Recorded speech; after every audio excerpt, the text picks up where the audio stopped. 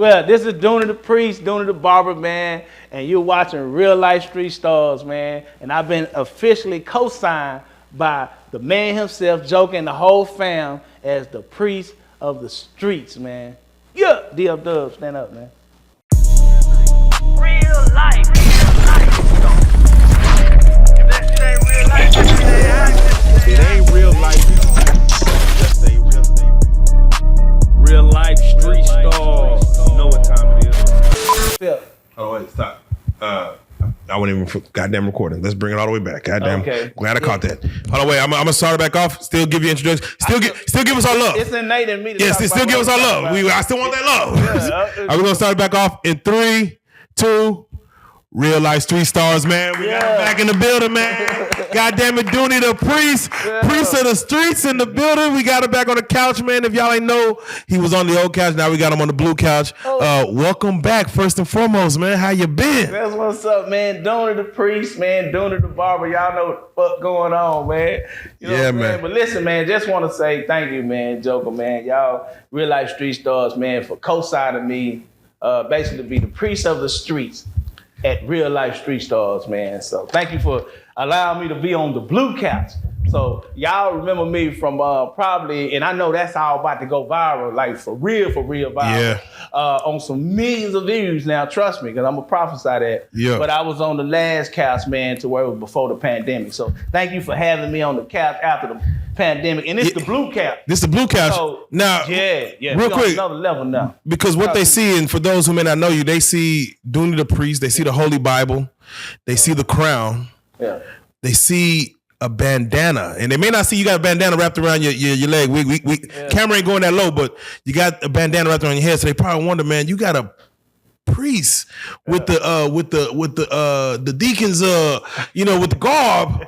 But yeah, he has a bandana on. Rosemary the bees. Yeah, the rosemary, the bees. They got the right there, but and then you repping Grape Street. So tell us about the thoughts behind. Shout out to Grape Street. Shout out to Grape Street though. The thoughts behind Dooney the Priest. Again, the Bible right there, the crown, the rosary, the garb, and then you have a bandana around your head. Tell us why that is. Basically, the bandana is almost like a kufi. It's just the presence of God in the street presence. When I'm in the streets, God just protects me. The ancestors protect me from that perspective. The holy attire, when it come on to what I have on now, is the priest attire. Yes. Whereas the priest connects with God to help one that don't understand or don't know how to navigate through life. That's what the priest's job is to do. And as a minister, ordained minister, that's what his whole attire comes from. So it's Dooney the Priest, because Dooney is a nickname. But that's what it is, man. It's like a kufi, but yet represents coming from the streets, out of darkness, or understanding the street to God's marvelous light, because I'm peculiar. So it looks peculiar because I understand the deities and the science of doctrine and religions, man. So man, there you go. From that perspective, but that's what it is, man. Yeah, I ain't gonna lie to you, man. As you hit the beauty supply and buy that bandana, they do not think you're gonna go do some priestly shit. They probably think, oh, this guy got it going down. Like, give me three of them purple ones, man. We got some things to handle. Right. Nah, man. But no, blessings to have you back. Definitely represented from a positive perspective, man, because it also represents that one don't have to become subject to that. Thank you for that, because change the thought process of when people look at colors and bandanas of what that even means. I know the 90s was a long way away, but let's change the concept of what a bandana even is, man. Oh, yeah, man. Thank you for coming through, man, because the last time that we had you here, man, I ain't gonna lie, if they go back and watch old interviews, they would see that, man, you was on, let's say, Bishop T.D. Jakes. You was on him. You was, why you ain't call me, Bishop? Call me. First of all, for those who don't know, what was the issue between you and Bishop Jakes, and what is the status of that situation now? Yeah.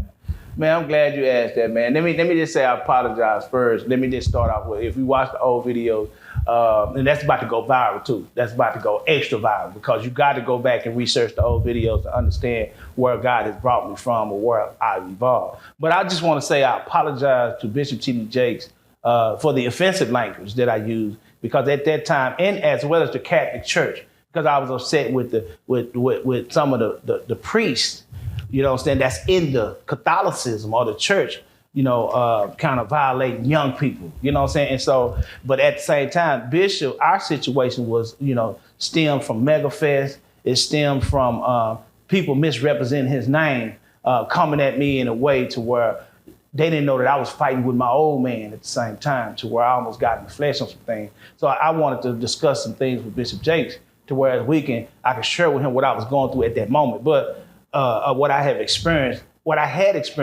in being ostracized from the Potter's House or the music industry itself, dealing with certain people that claimed that they was in certain positions. But again, man, I want to talk to him, and I still do. And so, but if he calls me, but I know he's busy with all the things that he's doing. But really, man, I would really like to talk with his daughter, man, because I believe she is basically the portal to the new generation that's coming up, man. And I believe that the church right now is so disconnected. The body of believers is so disconnected with the streets, to whereas, man, they looking for answers. The streets is looking for answers, and the church itself, as body of believers, are looking for answers to reconnect with the streets, man, or the urban youth. Okay, and so I would like to tap in with Sarah. So yeah, I might just put up at the Potter's House. His daughter, what does his daughter do? Well, she basically has the mantle. If you understand mantle, when mantle is passed down. I watch Greenleaf, so I know a little bit about it. But when you understand being anointed, or you understand the mantle, Bishop's mantle is basically is most likely is resting up on Sarah. And we'll get deep with that later. But I hadn't heard from him. You know what I'm saying? Still waiting to hear from him. You know, right. So we can. But you do apologize. Did any of his other family members reach out to you or talk to you? Yeah, I apologize. And then what happened? I've been cutting Bishop when he first moved to Dallas back in the '90s. I was cutting Bishop, his sons, Dexter, Jamar, Jermaine, and Sarah and Cora. They was my daughter's age, so I would bring my daughters over his house sometimes, and they all would go and play as little girls, whatever. But I would cut his son. And so Jermaine came to see me one day, and he was like, "Dude, what's going on? What happened?" And so I explained some things to him, and me and him got an understanding on why I wanted to reach out and touch and talk with his dad. So he got it, but he was kind of explaining to me, man, my dad getting older, man. He's, right now he just trying to focus on setting some things up for us and the grandkids. I was like, man, I got it, man, I get it. So let me ask you, you had just said something at the beginning of that conversation where you said there were some things going on with priests and young men, young kids that you weren't cool with? In the Catholic Church, if you look at the old video, I went off on the Catholicism and the Catholic Church, because at that time, they was a lot of the priests that controlled a lot of the dioceses. The dioceses or the temples or the cathedrals or the church in which the priests preach in. And so some of them had twisted minds to where they was violating young men. And it was in the news. And if you notice, man, Catholicism, is bigger almost than the local news. Because you may see a priest, I'm talking about a priest that preach at the cathedrals. You may see them get in trouble for violating somebody young. And they may be in the media maybe for a week, not even a week, maybe a day or two. But if you notice, they disappear. It's because in Catholicism, in the order of the church, which is Catholicism, they deal with their own within. And so that's why they disappear. And so I was addressing that issue from an urban perspective of being anti-violating young people. So I was like, listen, as a priest, as a street priest, I understand the text and the doctrine on which you are supposed to administer, but you are out of order when it comes to violating young people. So from an urban perspective, I thought you cussing their ass out. Yeah. But I do want to apologize because they deal with it and they move on. And I want to apologize if they felt offended, because that is an organization that's been around for a long time, and they've reached many lives and touched and changed many lives. Yeah, I thought you were. One day we'll talk I ain't gonna lie. I thought you were talking about what they're doing like the Catholic church with the little boys and altar boys. But anyway, that's another thing. That's what I was talking about. Let me ask you. That might be part of some rituals and stuff that they was exposed to too. But see, that's on another level. We're going to have a podcast. That's a podcast, because I think that's just abuse of power. Of men who feel they're godlike. As they get closer to God and they start feeling they're God-like. Well, there's abuse of power because, first of all, psychologically, you have to understand what you're being taught in the rituals. See, rituals come with doctrines, and people don't understand that. Rituals come with spirituality. Yes. Rituals come with something that you would do on a religious basis, which is you to re-enter or to rebind yourself back to. And you have to be taught rituals. And rituals are supposed to be things that are set in place to connect one with that which is divine. And so when rituals like that, sick rituals like that contributes to the doctrines of Catholicism, we can get deep into that with even sucking little boy penises and all that stuff. See, all that stuff was rituals back in the day. Damn. The rituals of eating flesh and drinking blood. See, we have to talk about all that. And that's just not the Catholic Church. There's a lot of rituals and voodooism that goes on within rituals of people trying to tap into the next world. So what are your thoughts on the Holy Ghost and people catching it?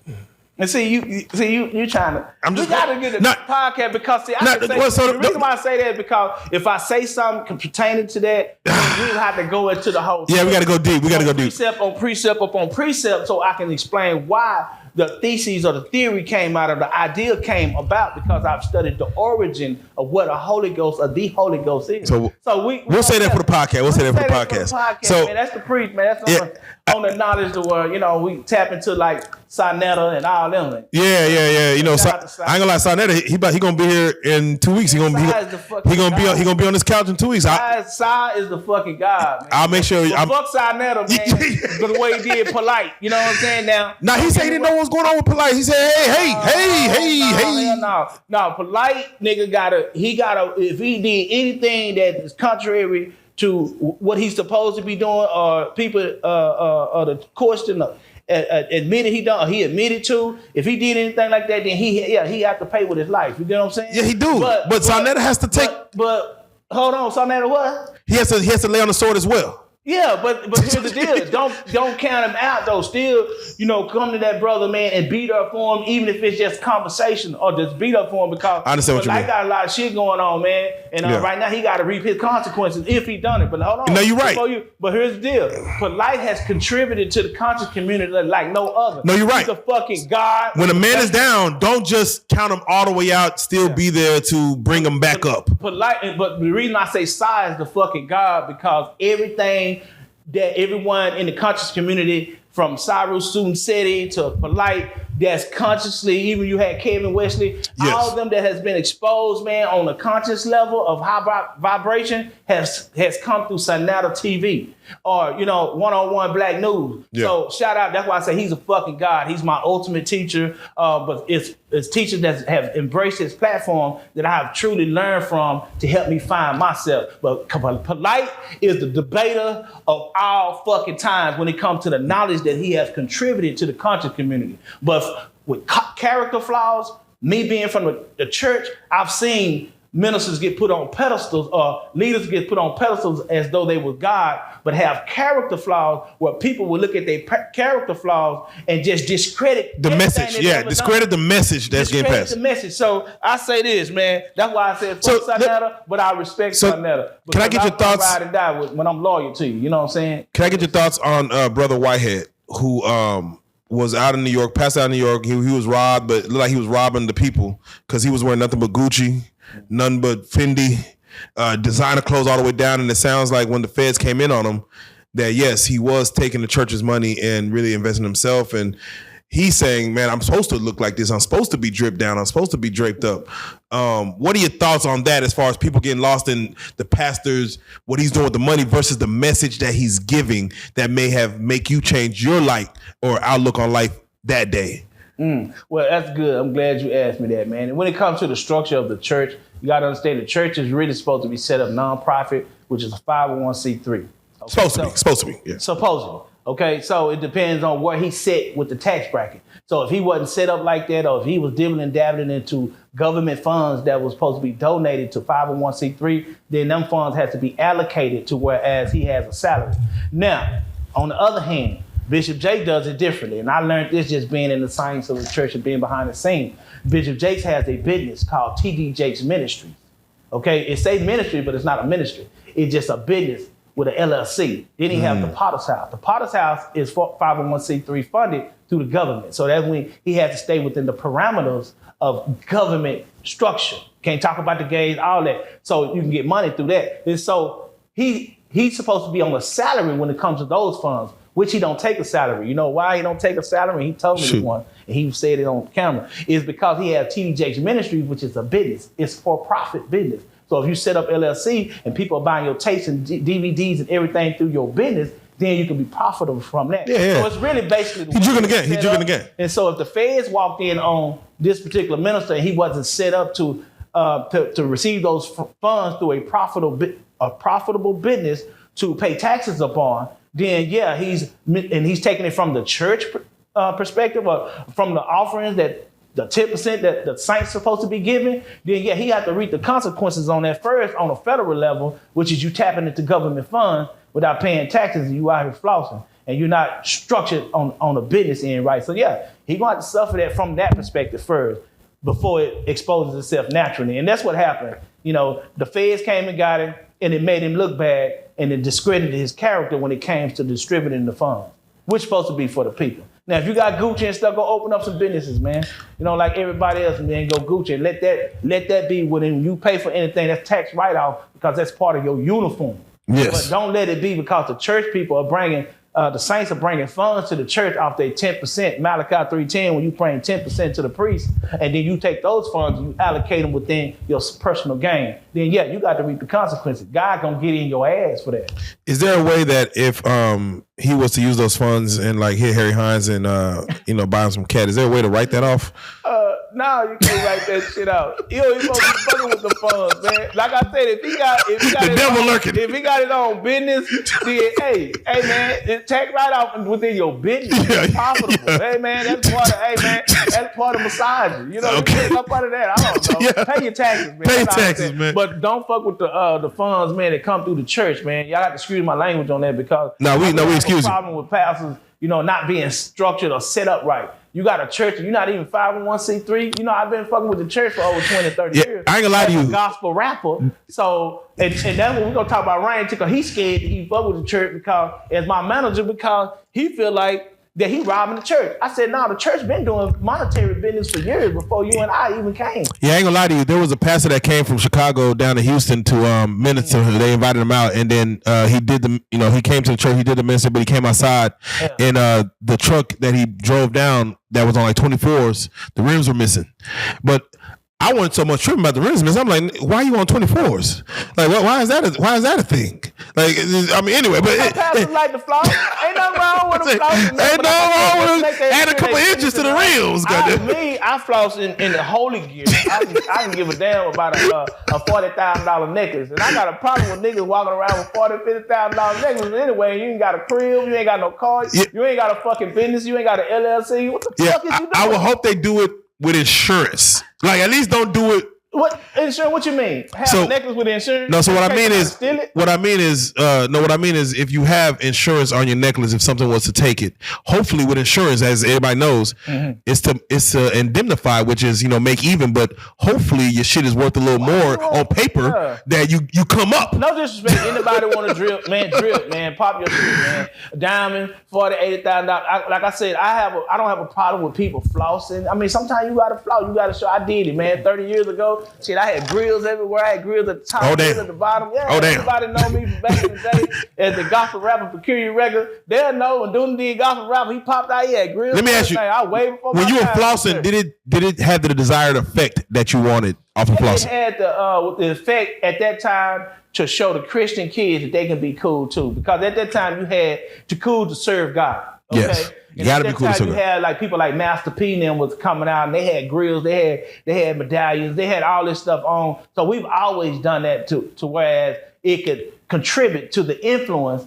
Yes. And that's why crossover to these young kids. And that's why kids today say if you ain't dripping or you don't look good, you ain't doing shit. Yeah, right. So, but my thing is where I've elevated from is that it really don't take all that because this is a new day, a new generation to where they really looking at your actions most of the time. But Joe, flossing is nothing wrong with flossing, but it's really at the end of the day, they gonna find out if you flossing or you stunting or you flossing because you really can floss like that. And some people just really can't floss like that. And that's what I mean by you ain't got no house, you ain't got a car, you know what I'm saying? You ain't got no good credit, you ain't got shit to go on, but other than to tell people that you got a $60,000 necklace on. So invest into some shit. Invest into yourself, man. Come on, man. Let's talk about it. Shit, man. So I'm on that. So it's not about me. No. So I want to answer this. If I did have $50,000 or $60,000 You know, I ain't gonna put my business out there to go buy a necklace. It wouldn't be that, because my mindset has elevated now from 30 years ago to where I would take that and put it into some investment areas to where that money is making money for me now, and I would take that money and create other streams of income. So y'all right, dude. I wish I would see Dooney out here with a $50,000-$100,000 necklace on and get shit. No, it's not. Then it brings the wrong attention. Yeah, I'm gonna say I can even go give me a Bible necklace or something like that and look like a Bible and shit, just to be charismatic like that. Open up the Psalms. It's not about that, man. Because I believe my jewels that I have when it comes to the information and the experience that I have now is more precious than any diamond or gold that I can wear around my neck. There you go. So if you ain't saying shit to elevate people, man, and to help people navigate through this life of hard times, man, you know what I'm saying, and you just stomping on them with some like, look at me type of shit, you know, fuck y'all, but look at me, you know what I'm saying? There's a lot of people out here hurting, man, in this time, man. I think it's Boosie who has a Bible necklace, man. Yeah, Boosie walking around. Yeah, he got a Bible. It's open to some page. Boosie a priest in his own right. Yeah, he a priest. He a street priest. He's like a street god, man. Boosie can say anything to the street, man, and they will listen to him. I'm telling you. So he really has to be accountable and watch what he says, man, because it can incriminate him or it can lead a generation to crash out. So he really got, so shout out to Boosie, man. Shout out to Boosie. I would love, I'm praying for him too as well. Love to sit down and chop it up with him on some real, high consciousness, high vibration type shit. You know what I'm saying? There you go. I want to touch on something because you had mentioned that you were going through a situation personally that, of course, was in some darker times. Are you able to kind of go into detail as far as those dark times? Was it, you said it was based on your father? Was it women related? Was it personal? Was it health related? Those dark times you were battling.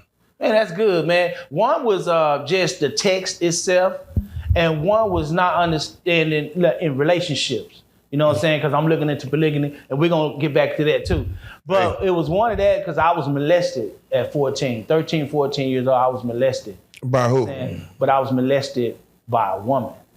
By a woman. Was she a family friend? And so, no, it was me. I had got into some gang activity here in Dallas back in the 80s, and my mom, she was like, called my dad and told him he need to come get me. I was over on Illinois and Overton. She said, he's affiliated. He's going to end up getting killed or killing someone or just getting caught up to where he spent some time in prison. So he needs you right now because my dad stayed in the country. He was trapping in the country, selling drugs and all that. He had like multiple houses down there. So he had to come get me. And I went to go stay with him. And so I had my own house at 14. He had 3 houses. He had 3 traps. So I had a trap house that I stayed in with 2-bedroom trap house in the country. And everybody vouched for you on that. So wait a minute. House on Dawson Street. So shout out to V-Town.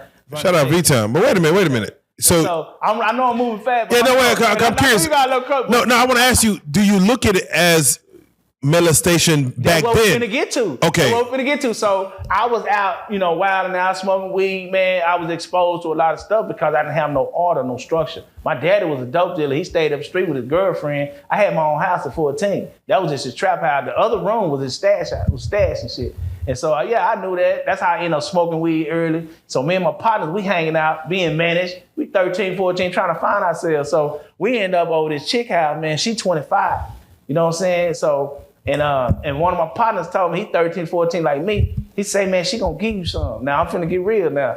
Kids don't need to be watching that. I said, what you mean give me some? We smoking, watching pornos and shit, just being managed to the boys. So one day we was— Were you a virgin at the time? Yeah, I was a virgin. Okay. 13, 14, I ain't never, I played with myself. I mean, when we watching pornos, that's what you try to do as young men, is find yourself. You know what I'm saying? You start to tap into yourself. And so he said, man, my partner told me, he walking one time, he said, hey, man, she gonna give you some. Trust me. I was like, for real? Man, that woman ain't thinking about me. Trust me. There wasn't nothing wrong with it. It is what it is. And so we was over there. She tapped about 3 o'clock in the morning, man. We was watching some porno. We fell asleep. I was high. And she tapped on my shoulder. It was dark in the room, and she told me to come here. And so we ended up going into the room. And that was an experience. Now, on the other flip side, if it was a young woman and a man messing with a young woman, then, I see why people would look at, as statutory rape in certain states and stuff like that, and that's wrong, because she's not fully developed. But from a man perspective or a little boy perspective, he was already, especially managed like I was already trying to find myself, and that was an experience that I didn't tell my mom or my dad because I didn't feel like I was violated. I felt like I kind of tapped into something. So You lost your virginity to a grown woman? Yeah, to a grown woman. So I was molested. I lost my virginity to a grown woman. You didn't look at it as molested back then, though. Say that again. You didn't look at it as you being molested. I didn't look at it as being molested. I look at it as though she kind of like matured me in a way to whereas I didn't tell my mom and dad because I didn't see no wrong in it. You know what I'm saying? And to this day, I didn't see no wrong in it. And it is wrong because women that got young sons don't want an older woman tapping and messing with their babies. You know what I'm saying? Would you do it again? But hold on. And so I was tampered with to whereas it created a sexual activity in the sex drive in me. So I struggled with that because you asked the question. I struggled and I've been struggling with that for life for years, even in relationships, even in marriages, because I was more sexually active than the woman that I was married to. And so it became a drain to her to where it's like, damn, you know what I'm saying? And the woman that you were married to, was she older or younger than you? They was younger than me. That's a problem. And that's what I'm saying. I think who you lost your virginity to, you were looking for someone older. And I was what you call just, you know what I'm saying? That's a good question, but I was more aggressively approached versus me approaching a woman. I see what you mean. My aggression is not there when it comes to a woman. I can see an attractive woman and I know how to be a passive aggressive to where I can speak to her and let her know I'm interested. But even in the bed, I'm active, but I really look for women that's more aggressive. To me, and sometimes it's more older women. Man. And so yeah, that just you touching on something. I didn't know. I had to find myself, and that you asked the question like, you know what I'm saying? I was dealing with some dark stuff, so that was one because it affected relationships, and that's why I'm looking into polygamy now and polygyny. So we're gonna get to that, and then the other one was religion because it tied into a doctrine to where when I adopted Christianity, it was like, you know, one woman with the mindset, the traditional mindset with women over here. And this diaspora of the Western society is, especially in the doctrine of Christianity, is one woman to one man, right? Yeah. You go outside of that, we're going to talk about that. We go outside of that, then it's considered cheating or it's considered infidelity or things like that. So I was struggling with that. And so within that, plus Bishop, as one of my mentors at that time, was not responding to me to where it caused me now to look into some other avenues to find myself. And so I was in a dark space, and that's at the time I met Mo3, and we were doing a song, and I was like, man, and I knew I could affect him in a way because I've always had that anointing and the gift. So when I met Mo3, it was like, we're gonna do a strip club song. He looked at me like, nigga, you a priest. And to this day, Rainwater tell you, nigga, dude, you a preacher? How you do a song with Mo3? A strip club song, because I wanted to show him that preachers are not perfect, man. We're not gods. We're not priests or preachers or bishops or whatever. We're humans. We put our pants on the same way an individual would do. So we're human beings, which means that we are beings having a human experience. And so that was part I was going through, a darkness of coming out, trying to find myself and to know thyself. And so as I got into the text and as I started perusing through the Bible, the Quran, as well as the Torah, the Septuagint, I began to find teachers that imparted in me poured into me that I needed at the time, which is, like I said, Sarnetta. I met a lot of those teachers on Sarnetta TV. You know, Polite, you know, Saru Sutum Seti, General Seti. I can go on and on. The whole conscious community, man. No, just definitely. tap in the sap. And you'll see, man, all them gods over there, man, the queens over there. You know. So we're gonna jump around a little bit because I got to get your thoughts on this because, you know, I recently went to Charleston White's comedy show, man. TK Kirkland brought him out. Now, as I'm sitting in the comedy show, he was telling a story about him going to a barbershop and walking up out of a haircut because the barber wanted to argue with him back and forth and debate him back and forth while he getting a haircut. He said, "Goddamn, fuck this haircut, I'm gone." Yeah. And it turned out that barber was you that he was going back and forth with. What was that? How did even Charleston White come up in your barbershop? And shout out to your barbershop. You got your own Duna's Academy. I want everybody to go holler at Duna's Academy. Probably, you know, how many locations you got now?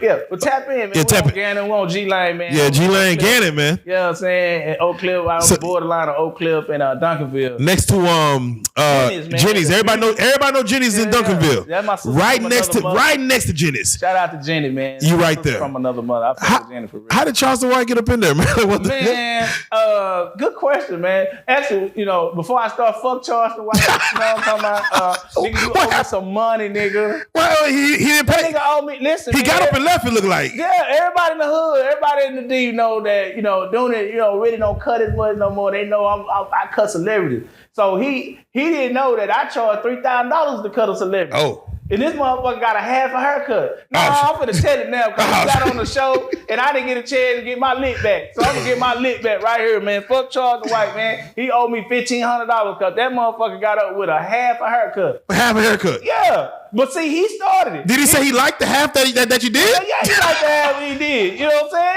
saying? But he started it, man. This is what he did, man. He came in and how he found out and came to get a haircut was he came up to 97.9 The Beat, man. And my wife works up there, Sharonda. We'll get to that, man. Yeah, shout out She Sharonda. works up there and she was like, and of course she the boss. She runs the school. You know what I'm saying? I'm just the blueprint behind it or the brains behind it. But she runs everything. So she was like, you know what? I talked to Charleston White. He need a haircut. He wants to come up there and get a haircut. And so because I cut celebrity, I said, no, I cut him because I want to make sure he get, celebrity service, carpet service. And everybody up there know I don't even cut her no more. Facts. I just teach, man. So shout out to Duna's Academy, man. Shout out to the teachers over there, man. And shout out to all the students up there and all the alumni and everybody. You know what I'm saying? Even TBC, Texas Barber College, man, because, I didn't put out over probably 800 barbers in the state of Texas.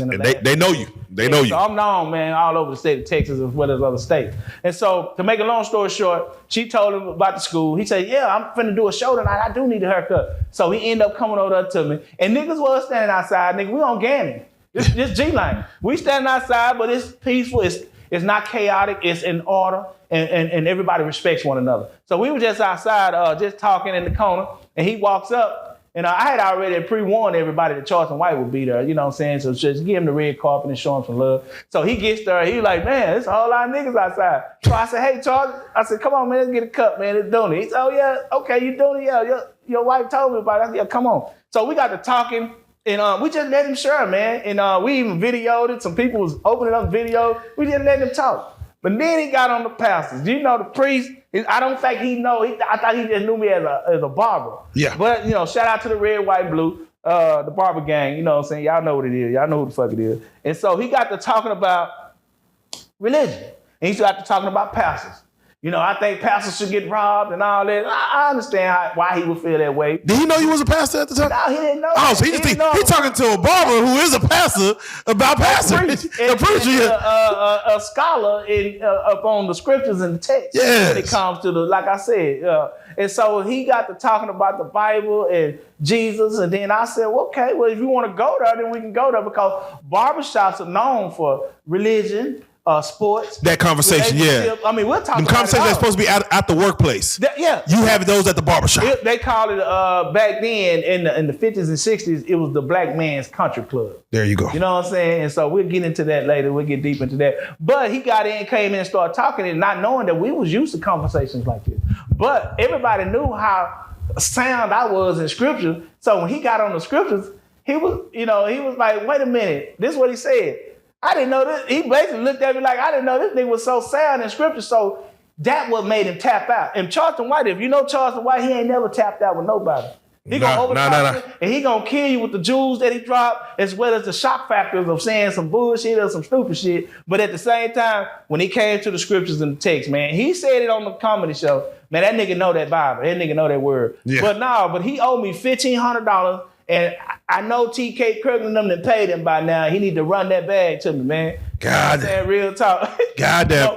Charleston White, man. Damn it! If y'all could have that conversation and finish it. Let's say if y'all had 2 minutes just to get your point across, what point would you have tried to make to him? Well, I would first of all, because I understand debates and I understand building. It wouldn't be argumentative, and that's what I was trying to share with him. It would be mostly building. I would love to build with anyone. Yeah. You know what I'm saying? But him, I would just listen to him first and the amount of minutes that he would like to talk, whether it be 2 minutes or 5 minutes. But I would have to referee like you, someone that's a mediator, to where when you give him 2 to 5 minutes, then without me interrupting him, I would require that same time back to either rebut what he's saying or to expound on what he's saying or to have my point of view explained. There you go. You know what I'm saying? They have to be disciplined because he's undisciplined when it comes to debating or building. He's argumentative at the moment. So now I would like to build with you. And that's how I was trying to share with him that day because I build with people. I build with Hebrew Israelites. I build with Muslims. I build with Jews. I build with anyone that like to build on knowledge and come together collectively, man, and build something, come up with something, man, to where we can affect the world in a positive way. There you go. I'm at with it, man. Real talk. Let me ask you something in regards to your thoughts on this, man. Somebody once came to me and told me Walmart is the Antichrist. They said, yeah, this is the end all be all. Now, that's what someone told me. They were serious. Like, Walmart is the Antichrist. They kind of went into details why. And I can see someone else saying, man, Facebook is the Antichrist. This social media thing. Let me ask you about that as far as what do you feel the Antichrist is? What do you feel?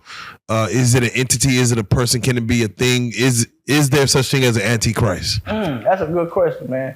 I would love to, like I said, in the future, have more podcasts on being consciously aware and understanding the text and what an Antichrist means. And Christ, like I explained in one of the previous videos that we've done, is just an office. The word Christ itself, if you study the etymology of that word, it just means office. That one carries the office of the anointed one, which is a Christ. And so Antichrist is basically being anti, which is or opposite of a Christ or a doctrine or a God or a deity that subscribes to the Bible.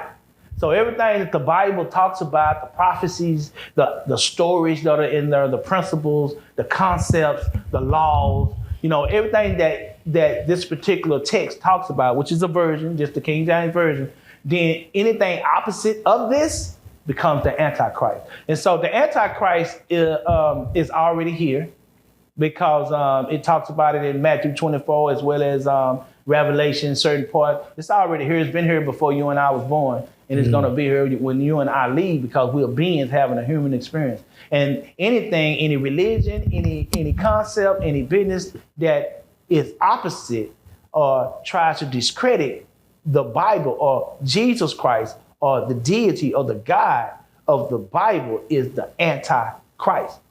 So would you say like social media in itself? Different forms of fashion. Yeah. With social media in itself, what is that to you as far as what you see social media puts in the world that we consume, and that everyone say, man, the world's going to end. Jesus needs to come back, because what social media puts in front of us, like we see that like, okay, this ain't supposed to be for our eyes technically, but we're consuming it, and we're consuming it at a rapid rate.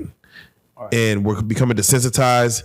People are looking outside of the Bible now for answers, right, based on what they see on social media at times. Right. Normally, when you're at home without social media, you got your Bible, you're reading through it. You kind of you're not exposed to so much what's going on in the world. Your circle's kind of closed down to just you and those close around you. But social media has opened up the world and people's eyes to a lot of things that we're technically not supposed to be seeing. What are your thoughts on that? Well, I would necessarily call social media the Antichrist. I would say it's a form of the Antichrist, which means that it has visuals on there as well as content that is opposite, again, of the text that one would subscribe to. If you're a Muslim, you would think that's anti-Muslim, on a lot of stuff that pertains. If you're a Jew, that you would say that's anti-Judaism. So Antichrist, when it comes to the media, when it comes to social media, can be used for good purposes. I mean, when it comes to social media, the content that comes across social media can be used as in an Antichrist formality, but it also could be used for a Christ or a positive or a God-driven or a positive-driven force or platform to help one navigate through life. Do that make sense? I like that answer. Yeah. So that, man, it is how you look at it, on what vibrational level that you're consuming it or you're adding content to it. And so it depends on that spiritualism or that supernaturalism of vibration. You know what I'm saying? And so, I like that answer. If that affects your spirit to look at something on the internet, then you don't need to be looking at it. Because stop looking. Yeah, stop looking at it, man. It's swipe. You know what I'm saying? That's what the swipe button for. But sometimes things get our attention to where we be like, oh my God, it be shock factors. You know what I'm saying? It be on some Charleston White type shit. It be on some all kind of shit and bullshit. So you see everything. And then it's been used to where people have been discovered on social media, to whereas it's changed their life in a positive way. It has changed your life in a positive way. It just depends on how you look at it. But anything that opposes the text, the scriptures, the principles in which help all of us navigate through life, because there's nothing wrong with the church. There's nothing wrong with the mosque. There's nothing wrong with the kingdom hall, the temples. There's principles in every text that you study, man. And it just happened to be Christianity that grabbed me. You know what I'm saying? It has its flaws in it, when it comes to the text itself. And you know, some stories in there that may be historically sound or historically sometimes repeats itself, but it's to be challenged just like any other text. You know, and then we'll get into that later. So you don't condemn social media because if so, they wouldn't even probably see this on a reel or app or. No, I don't condemn social media. They didn't watch it. They didn't watch it. No, I just believe that you just have to watch as an individual what you put in your temple, psychologically, spiritually, emotionally, and financially. Now, here's the deal. I grew up on a future social media cartoon, which is Richie Rich. That's facts. Richie Rich, the cartoon where the little white kid had a cell phone, he had a jet, he would ride in. It sounded like Richie Rich. Yeah, I think it was Richie Rich, but the Jetsons. No, it was the Jetsons. My bad. Oh, Richie yeah. Rich too, but the Jetsons. Rosie and all them. Yeah. Astro. So the Jetsons. So I grew up on the Jetsons, man. So I was already kind of futuristic with understanding that cell phones one day will be here because I wanted one. Did you ever wonder why the Jetsons, like all them buildings were on poles that led to nothing? Did you ever wonder what them poles was on, that the houses, they weren't floating on nothing, they were just on poles that you just never saw. You never saw the earth, man. You never saw the earth. It was cartoon from that perspective. But what they was displaying though was cell phones. He was the first one I ever seen back in the 70s, late 70s. With a cellular phone. Early 80s, I'd say late 70s, mid 70s, to where he had a cell phone. They was FaceTiming. They was doing all that stuff, man. That's facts. Cartoon. That's facts. So yeah, that's facts, man. Nah, so, and futuristic wise. We gonna see the Jetsons. Yeah, man. So when it comes to social media, it's just a form of the world evolving through technology, and we just need to stay ahead of it, man. And like I said, we have to monitor it instead of it monitoring us, which means that we just like a drug. You know, I think 99% of the world is on drugs. What do you feel like? We gotta talk about that too. Yeah, Whether it be street drugs, pharmacy drugs, or prescribed drugs from your doctor. But drugs is needed though. Behind the counter drugs. If I need a Tylenol because my head is hurting, am I supposed to just go eat a herb? Well, you know, some people have this big anti-drug type of campaign. I think drugs that's physically abused, drugs that's ignorantly put in your system without you knowing, prescribed from a doctor or something like that, then yeah, I would say, you know, stay away from that. What do you consider a drug? Like, is Tylenol a drug? Anything that causes your body to not act its normal way is a drug, and you should know your limit. So if you know you're not supposed to be sniffing or drinking or doing some crack or doing some weed or anything that causes your body to be chemically imbalanced, then you need to stay away from that drug because that drug can consume you instead of you consuming it and just having and putting you on a level of vibration where you're supposed to be, whether it be marijuana, whether it be, you know, popping a pill or whatever the case may be. Like I said, the 99% of the world is on drugs, whether it be opioids, whether it be behind the counter drugs, whether it be drugs prescribed from your doctor, or whether it be street pharmacy drugs, or whatever the case may be. So it's just some type of drug. It's the abuse of drugs that you have a problem with. It's the drug that you would abuse and put in your temple that you know that don't belong there. And if it causes you to become chemically imbalanced to where it causes you to harm yourself or harm others, then that ain't the drug you need to be taking. Marijuana is of the earth though. It's of the earth, but they didn't even start fucking with marijuana because I'm a 70s baby. So I'm from the era of what marijuana, you had seeds in it. Where the fucking seeds at? Where the seeds? So what about mushrooms? That's of the earth. Mushrooms. Mushrooms from the earth, and our ancestors tapped into mushrooms. Yeah, psychedelic effects. Mushrooms not for everybody. Not to you abuse. Eat a mushroom and that shit take you somewhere else, and it scare the fuck out of you. You need that mushroom alone. I'm on cloud 9, Planet X. And you need to do that at home in your own time. And sometimes that shit cause people, like I said, to go to a chemical imbalance in their temple to where you can't take that, and that shit could take you somewhere to where you can't come back from. So if you don't need that type of high, leave that shit alone, man. Whether it be popping a pill, a perk, or whatever the case may be, or smoking marijuana. So let me ask you, marijuana is, I'm an advocate of marijuana. And so if you're gonna smoke marijuana, make sure you know what you're smoking, what strand it is, and what if it's sativa. Now this ain't the 70s no more. They got all kind of high. It's a hybrid. It's mixed. It's nigga. I didn't mix this with. Like, what the hell, nigga? That's the moon rocks on Mars. So I condone marijuana because I've never seen. The reason why I condone that drug is because I've never seen nobody overdose on marijuana.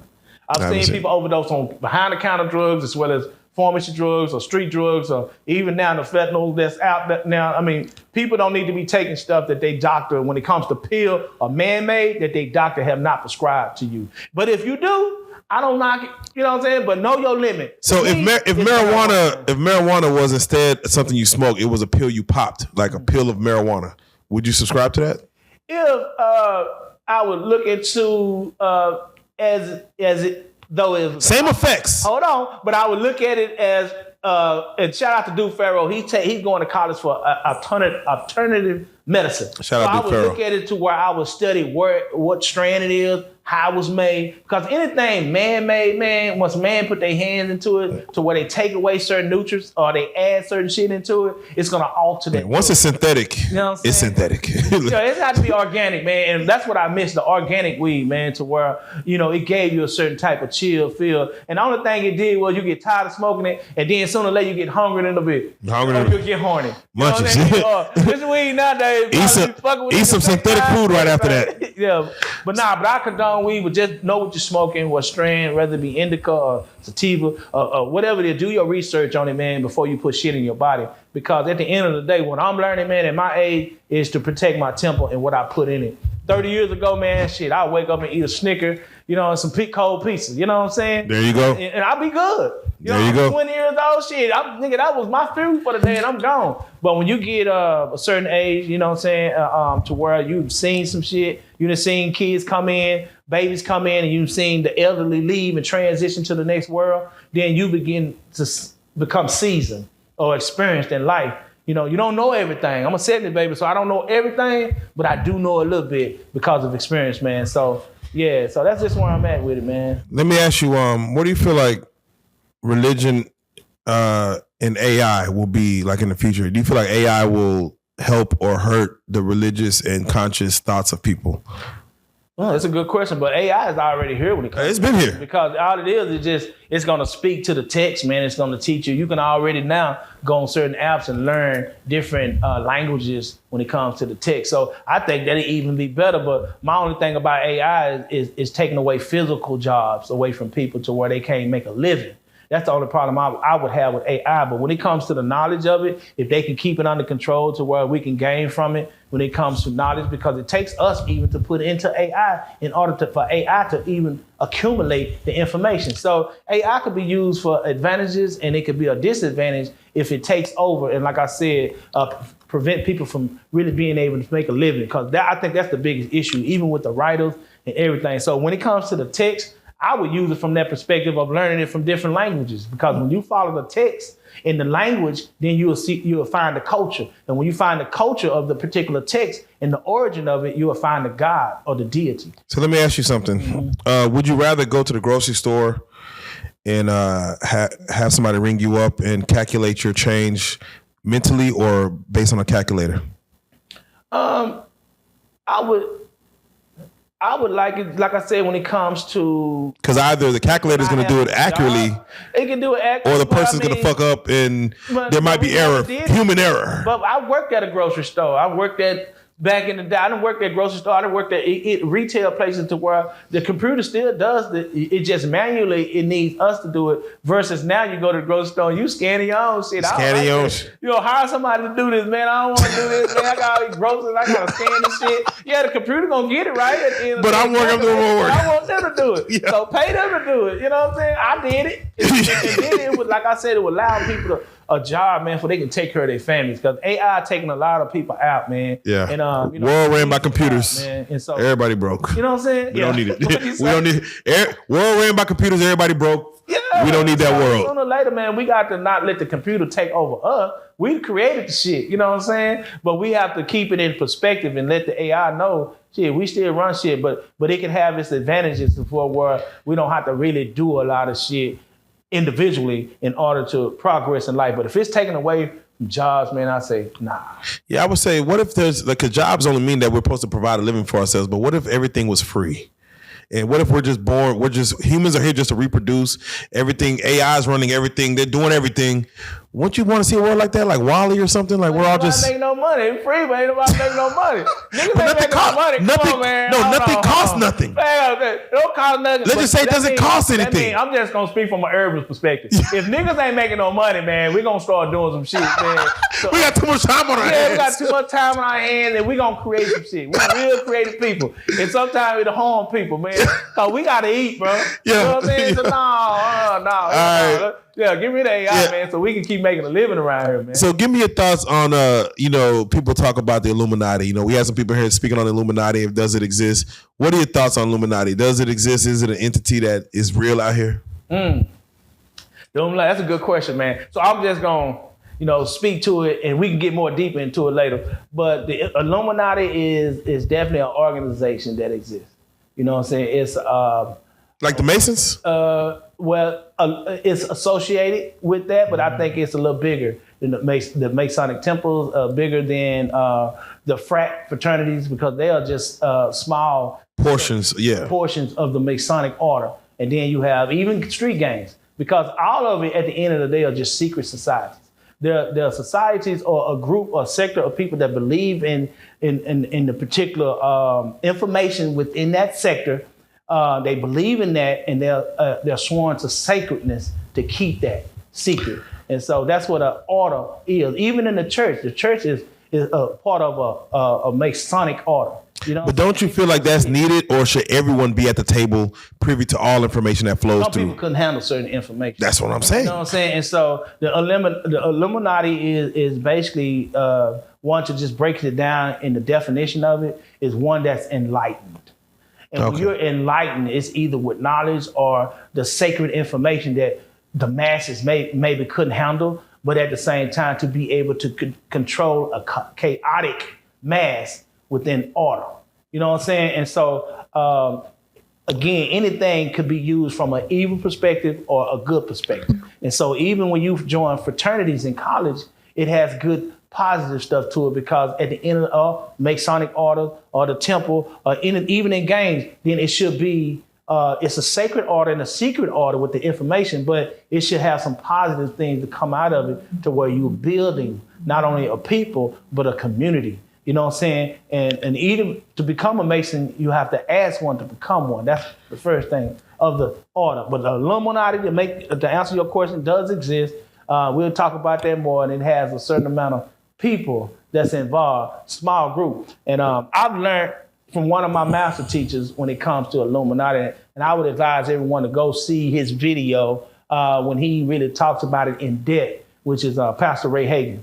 Pastor Ray Hagan is supposed to have been the Bishop Jakes before Bishop Jakes blew up, but he stepped down from the order of the church because of the information that he attained and attained through the research, the knowledge of the text. And so he deals with that from that order, from the Illuminati, the Masonic order, the fraternities, to where you can even understand the mindset of Crips and Bloods in the sacred order when they made that, because it was a secret order. And when you learn certain information, then yeah.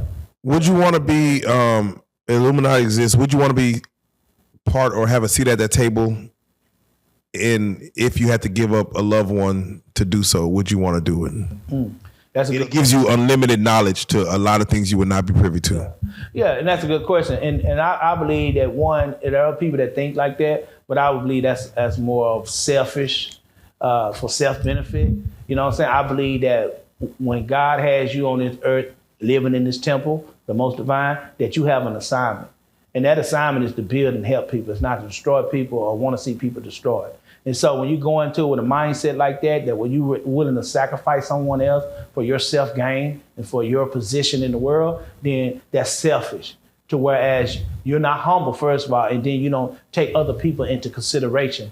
And if you love someone, you want to see them win or grow, even to survive and be here. And I think collectively we all can come together and do that, but we have to have that mindset first. And so it all depends on what you think. Man, this is a deep conversation. I don't want to go deep in this conversation, but I'm going to throw something on you then. Mm-hmm. With that mindset, do you feel like Moses was selfish in the sense that he wanted to take slaves from the people that needed them?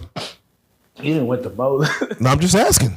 Mm-hmm. Moses wanted to free some slaves without putting a system in place to help the people that needed the slaves to keep society going, because he was selfish enough to say, I want to free my people. He said, my people. Right. But the reason he said my people is because he experienced something. Now you're going to go to the text. So he experienced something which is being a product of his environment. The Bible speaks about Moses growing up in Egypt for 40 years plus, right? And so they're just like you and I grew up in this diaspora of America, which is the Western society. We grew up over here. And you past 40 years, that means you're going to understand everything that goes on in the U.S. more than you would anywhere else, whether you was born somewhere or not, but you grew up over here. So Moses grew up in the Egyptian ways, which is he understood the text. He understood the 42 admonitions of Ma'at when you start reading the hieroglyphics and you start looking at the temples. And so Moses understood that because he come from Egypt. And where is Egypt? Egypt is on the continent of Africa.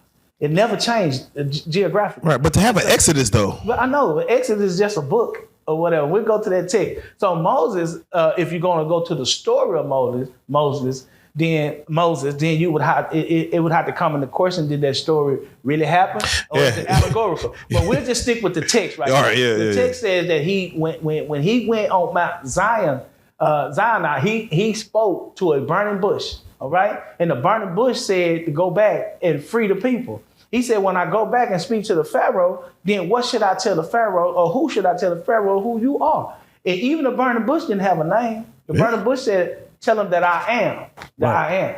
So where did we get names from? But we're gonna talk about that later. And so even when Moses went on Mount Sinai, he supposedly had got 10 commandments. To thou shalt not kill, thou shalt not steal. Did he get them there, or did he already know them? Because those commandments, 10 of them is a part of the 42 admonitions of Ma'at. So he already knew that thou should not kill. He knew that already. Why? Because he fled Egypt because he killed somebody. Yeah. So he already knew if I kill somebody, I have to go. That means he already had a consciousness. He was aware of the laws. And so when he went, so it has, and we had to get deeper and find the origin of it. Let's say that for the podcast, man. We're going to say that for the podcast. We're going to say it for the podcast. So to say that Moses, or did he have direction, or do you think it was right for him to bring the people from that? Well, yeah, because he was called of God to go do so. But then that's where the faith comes in at, because faith is something that you can't see. Yes. You know what I'm saying? And so when you study the text, you begin to understand why, and understand those stories of why people have faith in something they couldn't see, which is the most divine, of that unseen presence. It was always connected to a doctrine, and so, or a specific text. And so this text is the reason why you see it here is the Ark of the Covenant. Because when you study the text of the priest, they always went, and those children of Israel always, Moses, when they exited, they exited to where they created the Ark of the Covenant, or they felt the Ark of the Covenant dwell with them. You know what I'm saying? And this right here is just the crown of kingship, just understanding who I am and what the most divine has me at as a God king. You know what I'm saying? As a Pharaoh in this day and time. There you go. Information and knowledge and understanding who I am. You know what I'm saying? And that's not to disrespect nobody else. I just know who I am. That's not a prideful statement. That's just a confident statement. So when it comes to Moses, man, he was just a man just like anyone else, a character in the Bible that understood the faith that is something that transcends human comprehension to where we have to attach on to something because we are beings having a human experience. So we're human. You're human. Hue means basically color. And then man is the physicality of a man or a woman, okay? We'll talk about where we all come from when we get there. Yeah. And then you have being. So that's where you get that word human being, because we're beings having a human experience. So we all are connected to that which is divine. We all are. So it's a matter of, what text you would subscribe to, which means that when you study the languages, you will find the culture and you will find that particular deity in which that culture attached itself to. All right, again, we're gonna save it for the podcast, man. But all right, let's do it like this. Let's do it like this. Go ahead, talk to me. I want to talk about, of course, your situation in which you have a video coming out, and shout out TTOD Bumpy Johnson. You got a song with Mo3. I think you might have released the last song with Mo3 after he passed away, posthumous song that he has. in which, of course, again, y'all go pull it up on the internet. Dude in the Barber Mo 3. Oh yeah. Like you said, it was a strip club. It technically went to the strip club anthem, but it's a great. Looking for a flesh. That's looking for a flesh. That's one of Mo 3's last, and again, posthumous songs that you can hear outside of his album that's about to come out. Rainwater himself, man. He, like you said, he spoke on you about, man, how you gonna do a song like that? Give me your thoughts on Rainwater as far as just even him, handling the business of Mo 3 afterwards. Did y'all do business in order to get that song out? Was there business problems that came between that? And then you're linking up with TTLD Bumpy Johnson, in which, again, Mo 3, Rainwater's managing him. How did all that work out? How did all that work out to make happen? Man, that's a good question. Yeah, we tapped in. Me and Rainwater, man, we locked in and tapped in when Mo 3 was alive, man. R.I.P. Mo 3, man. R.I.P. Mo 3 for real. And we tapped in, like I said, at the time where I was in a dark place, and when I did meet Mo 3 and we decided to do a project together, I was at that time praying, God, I want to show him something different he ain't never seen before, because he's a special individual that's coming up in this day of time. And so I said, we're going to do a strip club song. And Rainwater was like, man, this nigga tripping. You know what I'm saying? Yeah. And so we did the song called not Fading My Flesh, but Looking for a Flesh. And Looking for a Flesh, basically, Proverbs 18:22, when it comes to a woman, right, you have to see her first. No man gets with a woman until he sees her. That means he has to look for her and he has to find her. And that scripture says, that text says, he that findeth the woman findeth a good thing. And so looking for a flesh first, a man have to see her in the flesh before he can connect with her spiritually, emotionally, financially, you know what I'm saying, in that aspect, before they connect physically. And so, but he has to see her. It's not good for a woman, or it's out of order for a woman to find a man. No, that's out of order. She can do it, but it's out of order. And so we end up doing that song, Looking for a Flesh. And I ran into some problems. I got this video shot. I ran into some problems with Rainwater introducing me to a guy that did the video. So we even have video footage on it. And we shot it at Big T Bazaar. We shot some of it at AVS, which is Artistic Visual Studio. Yes, exactly. Shout out Artistic Visuals. Doug, shout out Doug, man, over there with Half Pint doing it up. So we rented a party bus. You know what I'm saying? Y'all went all the way out. Yeah, I went all the way out, man. Rainwater told me what to do, and he guided me through the whole thing. Yeah, tell him this gonna be a look. Yeah, this gonna be the look, whatever. But what happened, man, it's been happening. Rainwater got into it with Cornelius, man. I'm just gonna go. Cornelius Beach. Shout out Cornelius. Beach, man, with All Star, and I didn't understand they quarrel or they beef, but I was just doing business because Rainwater at that time, Cornelius was shooting a lot of Mo 3's videos. And so I did end up doing the video with Cornelius and paid him for it and everything, man. And it was time, I'm all over the place. You do visuals on me, and it might be a month, 6 months, a year, I'll get back with you and say, hey, man, you still got that visual? So I would do that sometime with Cornelius to where he kind of got offended a little bit. I said, well, go ahead and send me the footage then when you get a chance, and I'll get somebody else to edit it. But by that time, when I did try to reach back out to him and Rainwater had some issues not too long ago. And y'all had to go research that. Yeah, go pull that up. I called Rainwater because when I called Cornelius, he stopped answering my call. He stopped affiliating himself, you know what I'm saying? Because I guess he feel like I was still attached to Rainwater. So I called Rainwater. I said, hey, man, Cornelius won't give me my visuals, man. I mean, what's going on with that? So Rain said this. He said, yeah, Cornelius be tripping now. He didn't tell me they got into me. He said, yeah, he be tripping now. He still got 3 of Mo 3 videos he won't even give me. I said, well, what that got to do with me? And he was like, man, so he be tripping now. So I just figured that there was a beef between them two to reason why that he's holding on to the footage. And the reason I say that is because last I spoke with Cornelius, he claimed that he lost it. Now, if you, someone that professional supposed to be. That's just something he told you, you think? No, he told me that. I'm saying that's just something, you think he had it and he just told you that, or? I don't know. That's I don't know. I mean, I'm a barber and I'm not gonna lose clippers. You know what I'm saying? So I mean, that's what you do for a living. Even if it's to back up some shit, back it up. You know what I'm saying? I can tell you the date that it happened, everything. You mean to tell me you lost some shit this is what you do for a living?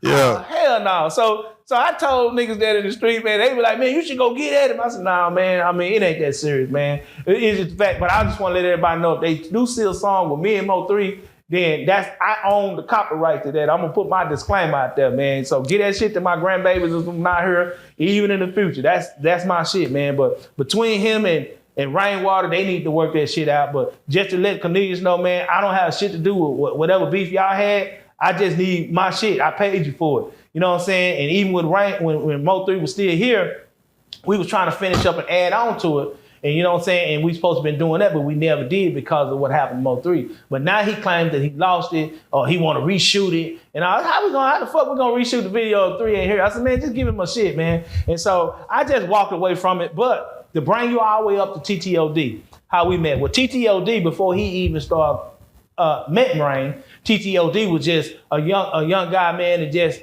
from Ennis that came into my shop. One of my school, my barber college, and one of my students was cutting his hair. And he kept on begging me. I guess he heard that I was, a music producer, or I've been doing music for a while. So he just kept on saying, OG, I need you to hear this. I need you to hear this. And I said, okay, cool. And I said, do it got cussing in it? Because we have a certain atmosphere. He said, yeah. I said, well, let's wait till the end of the day. Just hang around. When he get through with your haircut, I'm going to put it in, pop it in. So we popped it in, and it was a song, Changing My Ways. Yeah. And he was sounding like 3 a little bit. And and this just happened to 3. And I told him, I said, man, you definitely gifted and talented. I hear your music. I mean, man, you got it, man. I said, but don't be surprised if people share with you that you sound similar to 3. I said, but that you're not 3 because you have your own way. You know what I'm saying? And I said, but you're talented and it's gonna shine. And I said, one day I would like to do a song with you. We'll do a gospel song. He was like, for real? I'm like, yeah, man, we're gonna do a gospel song, man. So since that time on, we stayed in contact with each other. And I just kept seeing him grind. And one day I called him. And I think at this time he started, Rain recognized him. And because Rain wasn't going to touch him at first because he sounded like 3. But Rain had to respect his hustle and his grind. And that's what I've always respected out of Bumpy. And so I said, Bumpy, let's go ahead and do the song, the gospel song. I got some on my heart called Thankful and Grateful. You know what I'm saying? It'll just be a universal song where everyone, despite of their religion, what they believe in or whatever, then it could be universal to where we all are just thankful and grateful for the most divine of where we have come from, where we are, and where we're going. Just be thankful and grateful, man. Even just the very fact that you woke up this morning, you should be thankful and grateful. So he's like, man, OG, let's do that song. So we end up getting in the studio doing that song.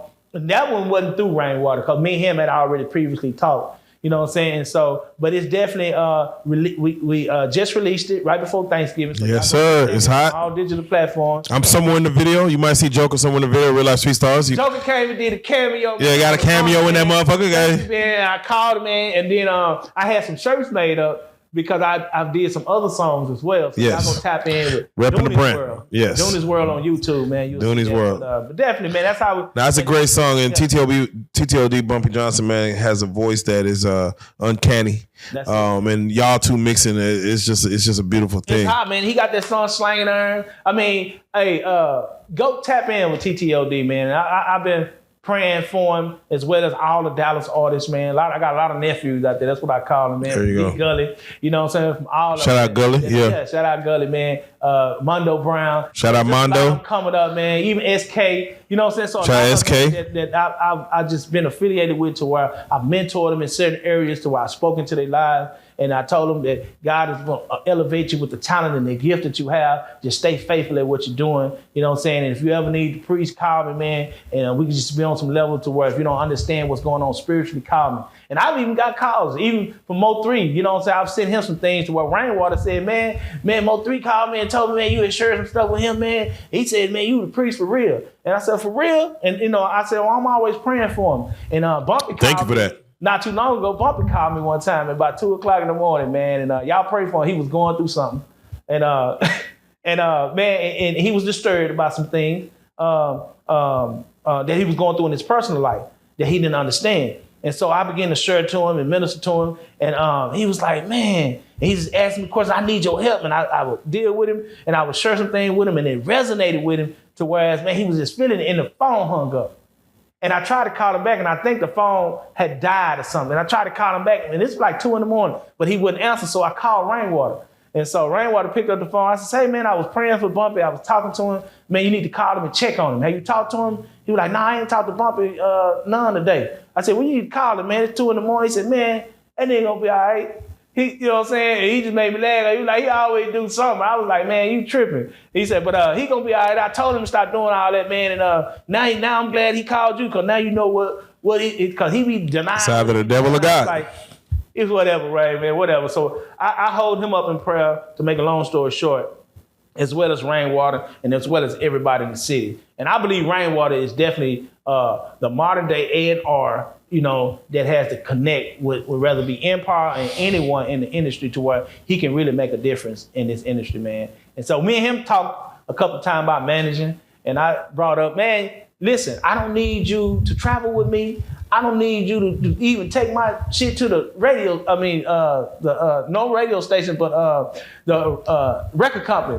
I said, when people start calling me because I have a name, Dooney the Priest, and a lot of people are seeing that I'm putting out more music and projects, so I'm gonna be getting some calls to come and maybe minister or perform. And so I would just need you to do my paperwork for me, and I'd give you a percentage.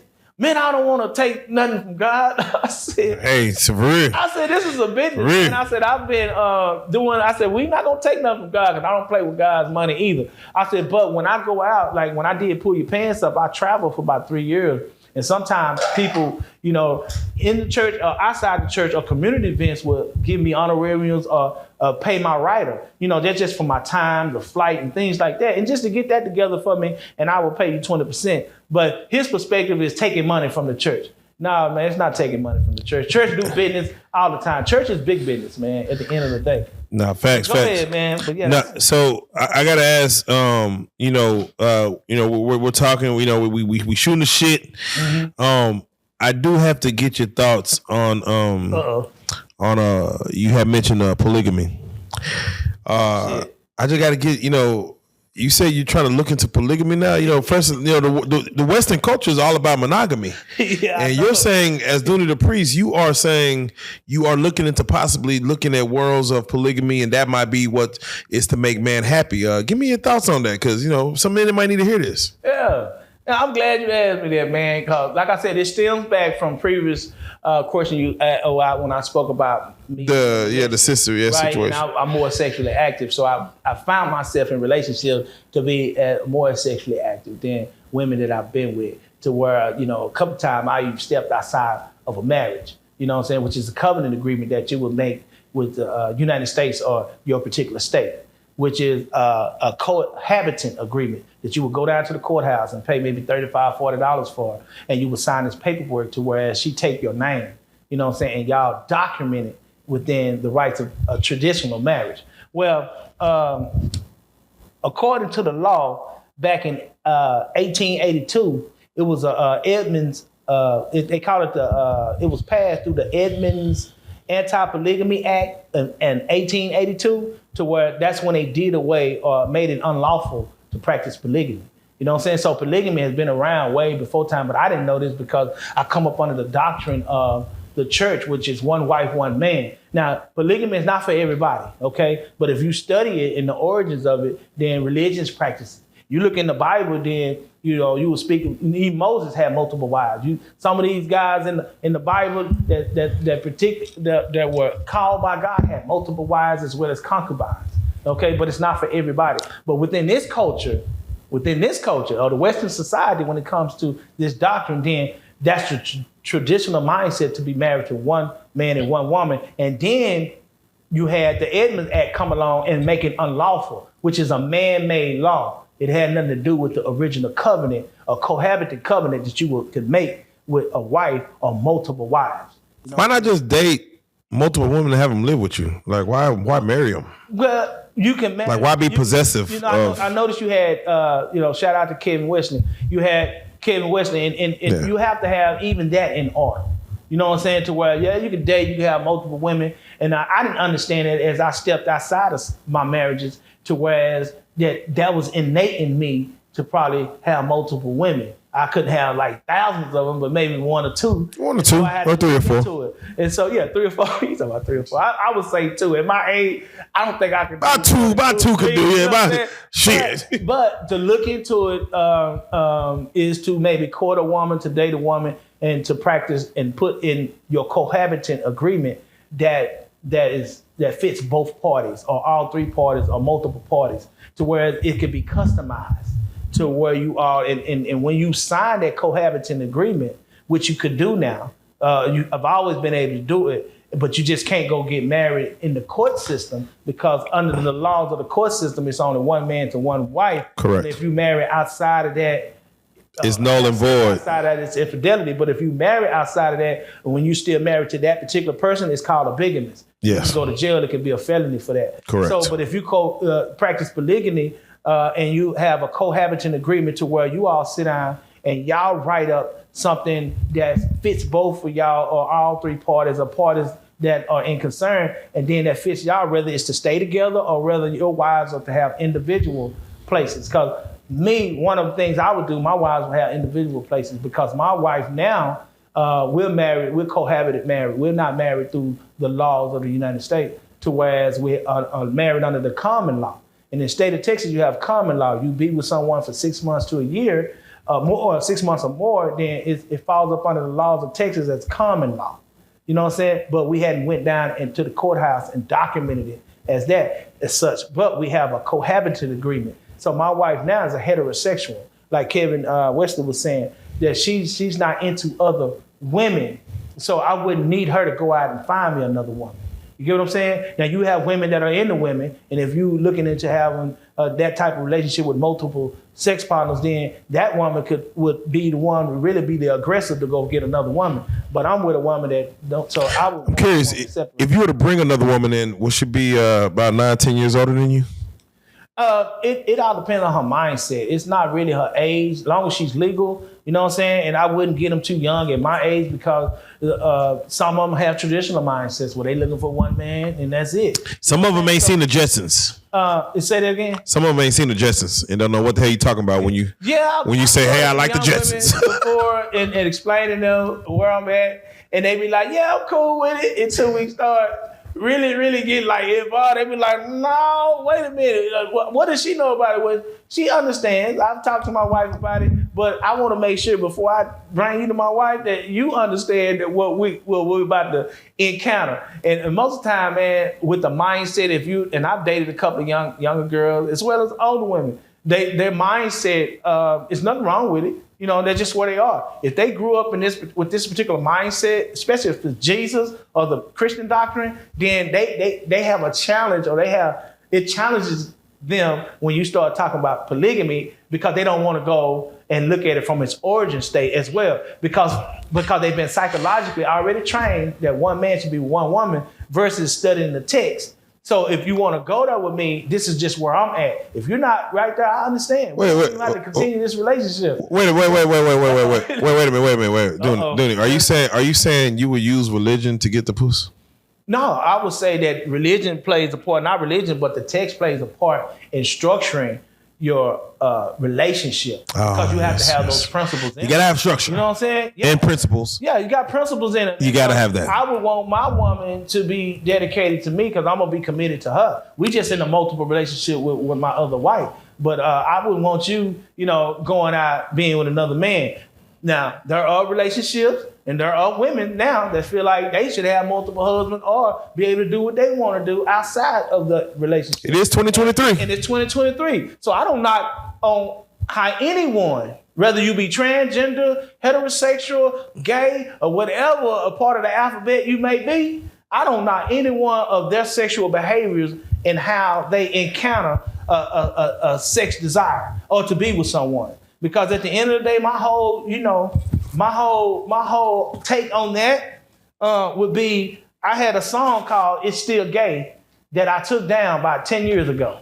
And it went viral like in a week, and I took it down because it was coming from a religious point of view. And it was gonna be, if it was still up to this day, I probably would be the talk of the country right now, because that was the fastest growing song ever, because that I've ever put out, other than Pull Your Pants Up. But I took it down for the simple fact my mindset changed, and versus me looking at it from a sin point of view to a just going against the natural order point of view. And the reason why I say that is because of the knowledge that I've attained now. So GAY stood for God and Your Sex.com. I had the website and everything. That was the acronym for the word gay, GodandYourSex.com. And I was dealing with it from that perspective of one living outside Antichrist life outside the order of God. And so that was another thing that I had to go and search for from a natural point of view, and to come to find out through the knowledge that I've attained that it's not a sin, it's just one fight against themselves or the natural order of the most divine. So we all are put here to be productive. Let me ask you, is there a difference between co-parenting and polygamy? Co-parenting and polygamy? Meaning, like, if you have, let's say, multiple parents, raising a child, but, because polygamy is definitely just between you and two other women, having sexual relations and doing what y'all do to make yourselves happy.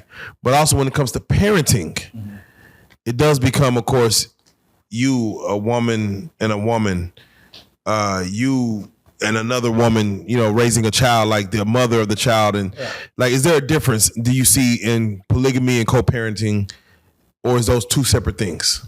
I think co-parenting could be affected within polygamy, which means if you're going to practice polygamy, whether it be two women or two men or whatever the case, or multiple outside of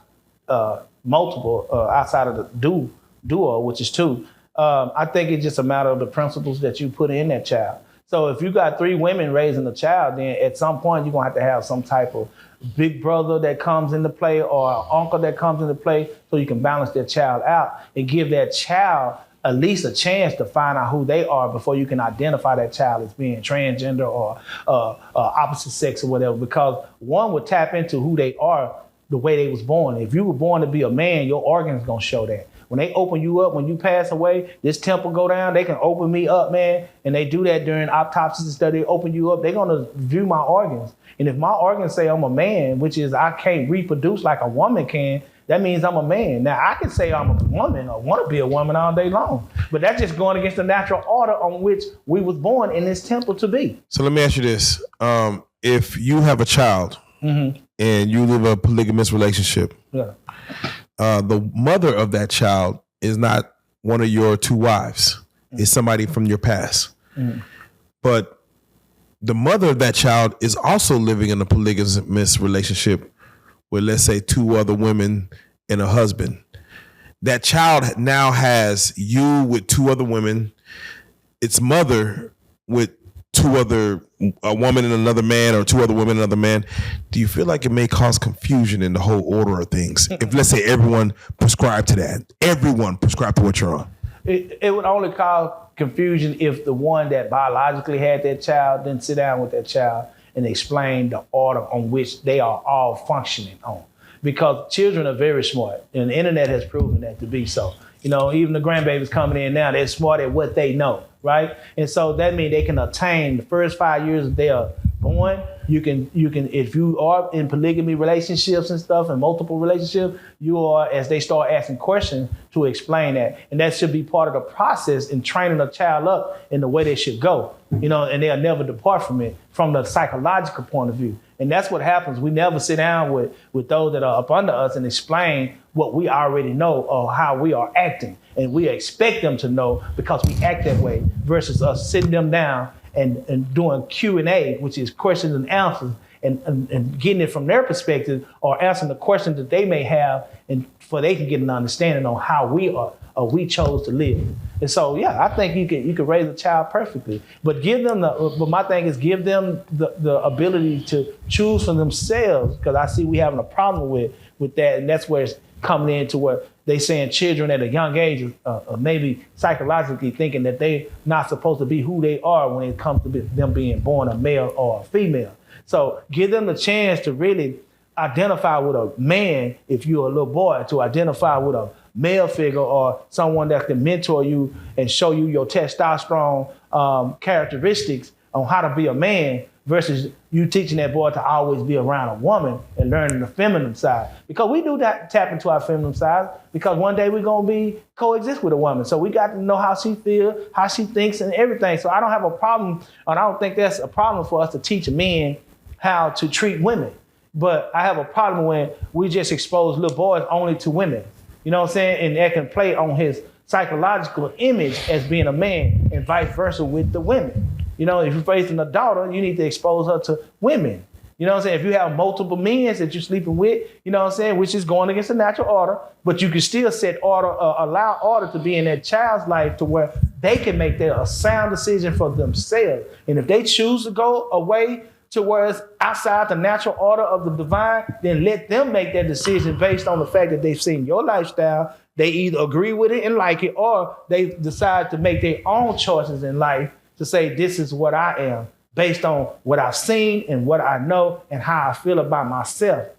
You know what I'm saying? Within. And so, yeah, that's. All right, so lastly, I just want to touch on this before we head out, man. You recently were displayed on the news for doing a Cowboys song that, of course, was going viral last year, that the Cowboys were headed to the Super Bowl. Shout out Dak Prescott, shout out Jerry Jones. Zeke Elliott's not here no more, but you did a song to me is one of the better Cowboys anthems that Dallas has seen. And again, this is America's team. Like you said on the interview, it's the world's team because the world pay attention to the Cowboys. Tell us about that anthem. Tell us about where you feel the chance of the Cowboys. They just played today as we watching. Last we checked, it was 43-17. I'm sure they beat the Chargers. Tell us about that anthem and the Cowboys. And do you want to see them go to the Super Bowl? And can they get there? What are their chances? What the fuck? Right. But first of all, man, coming up in the 90s over here in Oak Cliff and we all know the Rose Bowl. We all know the Rose Bowl. We won the Super Bowl, so I'd have been to the promised land. Yeah. Okay, so I know it can happen. Yeah. And so not only am I a priest, man, that walk by faith and not by sight, but I believe that we have a team that can do it. And so last year, actually I wrote the song years ago, and it's called Welcome to Dallas.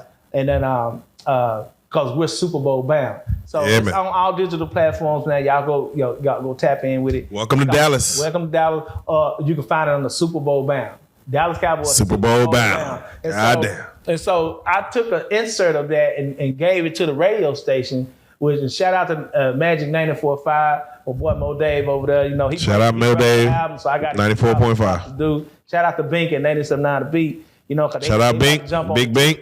And so last year, man, it was about to take off. I gave him a insert, and it said Super Bowl bound, and he played it. And he plays it before the games. He plays it all week before the Ricky Smiley show and all that. And so it became prophetical, which is, I'm a prophet and innate to be a prophet. So I spoke it that we're going to win the Super Bowl. And so they played it, man, all the way up until like the playoffs. Yeah, to the playoffs. And we got ready to go in the playoffs, and it was starting to look like I prophesied that it was about to happen. And so it's like almost like, man, the industry or whoever owns the word Super Bowl spoke a curse on Dallas, man. To where I was like, so they called me and said, we're going to use the song, but you got to take that word out. I said, well, what word is that? Did I cuss? They were like, no, you didn't cut. You said that they going to the Super Bowl. You got to say the bowl yard or something. I said, to the bowl yard or to the bowl. I got to take the song out. I got to take the word out. Is we going to the Super Bowl? They said yes, because you can't say that because somebody owns that word. Wow. Right. I said, wow. That was the first time I ever heard of that phrase or the way it was put like that in the music industry. And it's crazy because there's a song from the 90s that was for the Cowboys that was to the bowl, y'all, to the bowl. They didn't say Super Bowl. They just said to the bowl. Yeah, you can't say Super Bowl. And so I found that out the hard way, so I took that word out. So y'all can tap into Magic 94.5. They playing it now. I did a drop for Ricky Smiley, D.L. Hewley, Vita Loca, Indy B, Action Jackson, Throwdown Sam. So y'all go tap in and then Bink them. And the song was about to blow up last year. So that was one perspective of it that I had to take that word out. So I took the word out. They kept playing it. And so it gained traction to where Channel 11 locally did a story here on me. Yeah. So they was playing San Francisco. They was about to get ready to play San Francisco to go deeper in the playoff. And Channel 11 called me as well as Magic 94.5 and said that Bink over at 97.9 The Beat wanted a drop as well because they was about to put it in heavy rotation there. And the news station was going to put it in heavy rotation all that week if they would have beat San Francisco. But you already know what happened with that. Yeah, we know what happened with that. I believe we was cursed. Whoever owned the name Super Bowl, man, get out the way, man. Let us win our Super Bowl, man. Let us win our Super Bowl. We can win it. We got the team. I just think that And I got to speak to the coaches, man, over at the Cowboys, because I'm a diehard Cowboys Come on, fan. McCarty. I'm a diehard Dallas, anything, the Rangers. Shout out to the Rangers. We in the World Series. We in the World Series right now. So, yeah. It's tied up 1-1. And so I believe that the Cowboys got potential and they got access to win the Super Bowl just like anyone else. But, man, Dak got skills, man, but I need Dak to open up, man, and really go gorilla mode into what he could do. And to the coaches, we got that Cooper Rush on the side to help, and we got that other young quarterback, Lance, that's his name? Trey Lance. Hey, man, listen, I think we need to mix it up. And I know y'all paying Dak a lot of money. You know, of course he's maybe too much money, but go ahead. Yeah, he talking about too much money. I know y'all paying him a lot of money, but man, bring in Cooper Rush every once in a while just to mix it up, confuse the opposite. That'd be wild to have a quarterback. Is it against the law to it ain't, have but 3 quarterbacks? No, it ain't. But to have them throughout the game, a game scheme of every once in a while, bring that young boy Lance in, and even if you just bring him in to height and just hand the ball off, do that. Then every once in a while, just to fuck him up a little bit. Yeah, just mess him up. Then every once in a while, when they least expect it, let him use his leg and let him and roll him out to where he can get vision of the field. And if he can check down. If he don't see a receiver open, he take off. Because I believe that boy got some legs. I won't argue that. But Cooper Rush, he's real. He's psychologically challenged in the pocket. I like Cooper Rush. He showed me something last year. You know what I'm saying? But for this winning a big game, I think he was nervous last year with the Eagles game. But I'd say bring them all in, mix them up, man. That way, the quarterback could become a threat, that position, as well as all the other threats that we have on the offensive team, as well as the defensive team, man. Stephen A. may feel a way about what you're saying. He may not. Man, listen, he may not all the way agree with you. Stephen A. is not in Dallas, man. He's not grassroots, right? So he's not qualified to say. He ain't qualified. He's in sports. I give it to him. He knows sports way better than I do. But he don't know the grassroots. He don't know what I see down here because I'm in the trenches. Yeah. And I'm telling you, if you want to mess up and fuck up the defense on the other side, switch up them quarterbacks, man. Again. Leave Dak in there as our main quarterback. Put that young boy in there every once in a while, man, and use them legs on 3rd and 5. We saw the fourth quarter. It was 43-17. That just lets you know that Dallas is pressure. Yeah, we pressure. You know what I'm saying? So be prophetic again on Reallyfe Stars. Where did the Cowboys end up this year? Go ahead, tell us. I'm gonna tell you this: the Cowboys gonna end up at the Super Bowl this year if they dominate their division first. We have to beat Philly. They got to beat Philly. Not only Philly, keep beating the Giants and keep beating Washington. Okay, or the Commanders. As long as we can beat all them. Yeah, as long as we beat all them. But that's good. We've done that before. So we've always earned a spot in the playoff. What we need to do now is... Can we get to San Francisco? We need to play like wild men. We ain't going to bring San Francisco right now because we ain't ready for San Francisco. Shout out to San Francisco, man. But we need to go out there right now and build our confidence back up. Play like some wild men. Play like you want to win the Super Bowl and play like you've been playing since in your Pee Wee League. You got to this level. You got to the pros. You here now. For a reason. For a reason. And you got to... Your talent is being exposed. So play like you know how to play when you get out there to play. And I promise you, game by game, if you have that mentality of a wild man when you get out there, that you're not taking an L for nothing or no one, I promise you, game by game, you're going to look up and you're going to be seeing yourself in the Super Bowl. But before you get there, we may have to see San Francisco again. That's all. We may have to see San Francisco again, man. Let's go and do it, man. All right, Dooney, man, for those that... of course, want to follow the movement, man. See what you got going on, man. Follow everything that you're about, man. Go and tell them how to get at you, man. As far as social media wise, tell them where to follow you. All the programs you got going on, man. Go ahead and throw it out there. Oh man, yeah, just basically at Dooney the Priest on IG, man. YouTube, Dooney's World. You know what I'm saying? And just got to give a shout out to everyone, man. Everyone I've ever mentored. And I told you about Duke Farrow, man. I mean... shout out Duke Farrow, man, for real, because he applying pressure. Yeah, he a blogger god out there, man. And, you know what I'm saying? So I know a lot of people don't understand him. And a lot of people, just like they don't understand Charleston White. And I've heard Dewberry get up and say, Charleston White is my nigga, man.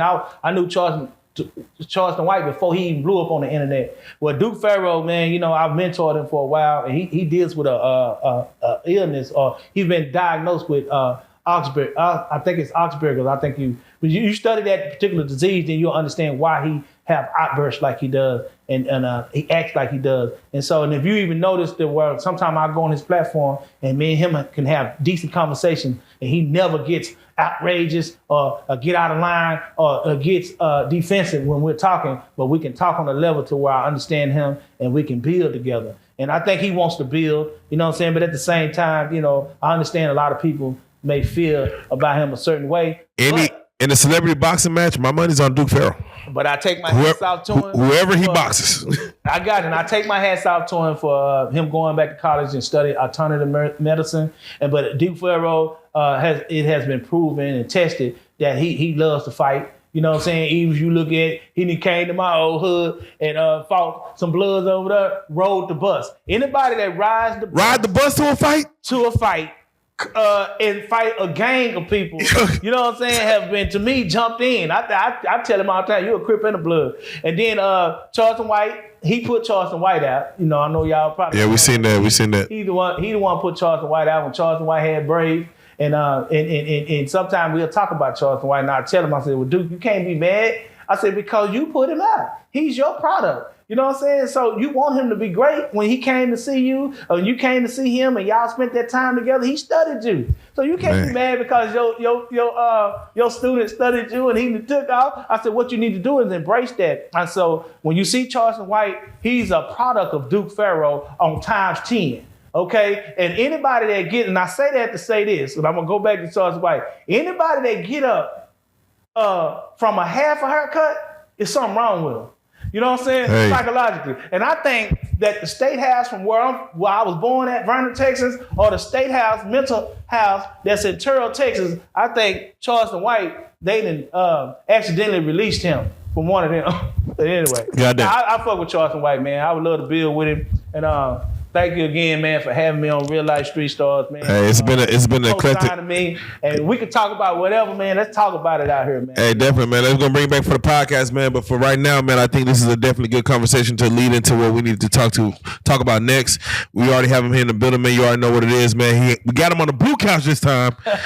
Duke Farrell. I'm about to say Duke Farrell, goddammit. Yes, Dude the priest of the streets. Dude of the bar. Priest of the streets. What's going on, man? Come on, man. Y'all see him, man. He is on the couch, man. Again, hey, third time's a charm, man. The alumni, man. Hey, Dooney, you are a real life street star, man. I pray Real Life Street Star, like I told y'all before, man. God has elevated y'all platform, man. I'm always being prayer for y'all, man. And anytime y'all want me to talk to me, man, you know I'm here for you. And I just constantly, like I said, I gotta pray for everyone. I pray that from the crown of y'all heads to the soles of your feet, anyone that's watching, man, that the most divine will bless y'all spiritually and most emotionally, financially, and physically, from my family to yours, man. You keep God first, man. The priest. Let's go. Let's get it. Ha.